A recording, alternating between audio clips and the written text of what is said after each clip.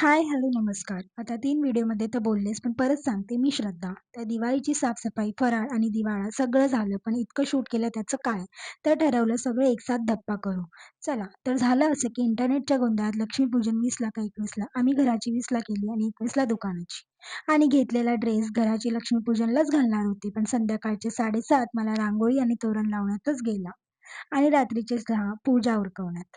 दुसऱ्या दिवशी दुकानात पूजाला नवीन ड्रेस घालू म्हणून 2 तास मेकअप केला, तर दादा घ्यायलाच आला नाही.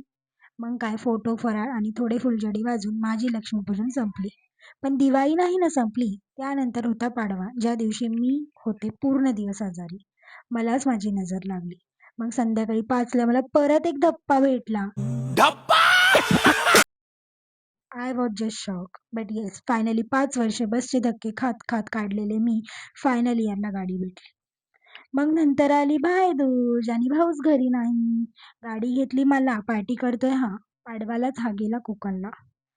म्हणलं ना, माझी कुठलीच गोष्ट सरळ नसते. जेठालाल बघून जे मोठी तुमको मेरी जरा भी दया नहीं आती. झाली असो, मावशीच्या घरी जायचा प्लॅन केला आणि तेही मेट्रोने. काय करणार, गाडी आली तर ती चालवता येत नाही. या प्रकारे माझी दिवाळी आणि दिवाळा दोन्ही समाप्त झालेला आहे.